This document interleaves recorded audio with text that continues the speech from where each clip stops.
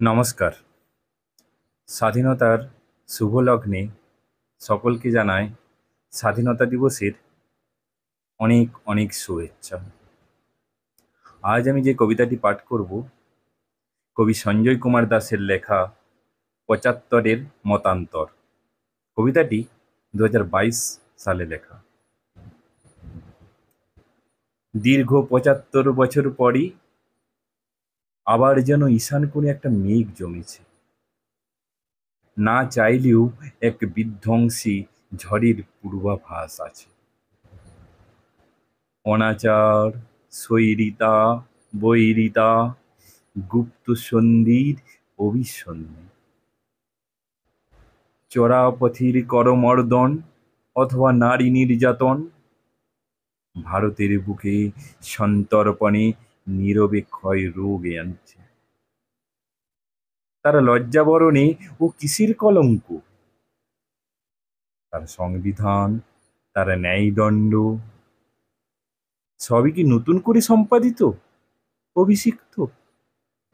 কার স্বার্থে, কার রক্ষায় তুঘলকি পাগলামি? সার্বভৌমত্বের পক্ষে বিপক্ষে একই কাদা। তেরঙ্গা আজ ধূর্তের বর্ম, অপরাধীর রক্ষা কবচ।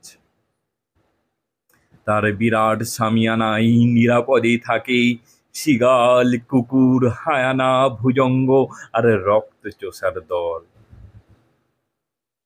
নৈরাজ্যের উদযাপনে স্বরাজের নিধন যজ্ঞ।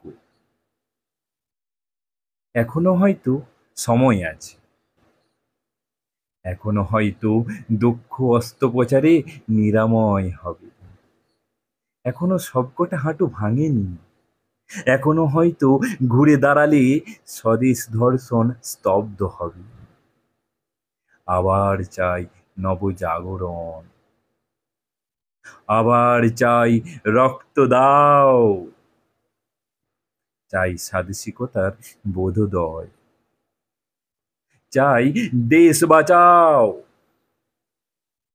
কুক্ষিগত ক্ষমতার লড়াই জন্ম দিয়েছে রক্তবীজের ঝাড়। আনাচে কানাচে ভ্রষ্ট শতদল, ভীষণ, মন্থরা আর মীরজাফরের দল।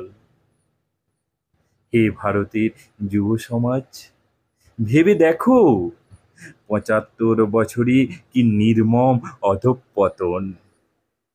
আজ আর ডিস্কোথেক বা নাইট ক্লাবের বিলাসিতা মানায় না।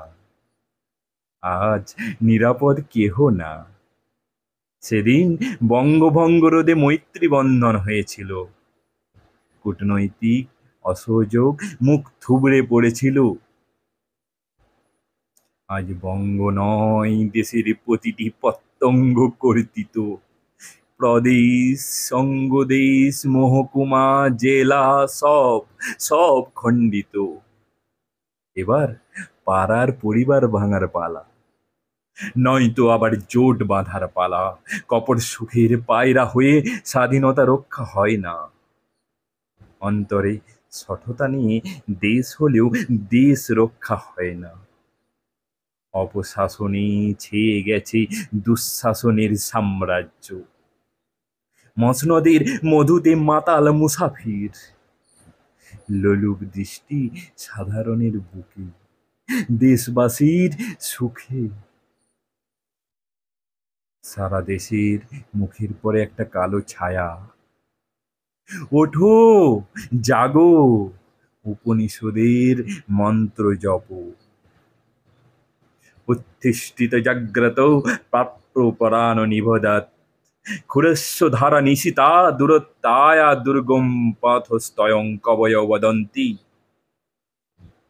আজ ভারতবাসী চিন্তনে, মননে, শিক্ষণে এক ঘুণধরা সমাজের বাসিন্দা। রথে, পথে, ঘাটে, বাটে সর্বত্র আজ ক্ষয়রোগম। নবসুরে, নবভাবে গাইতে হবে বন্দে মাতরম, বন্দে মাতরম, বন্দে মাতরম। নমস্কার।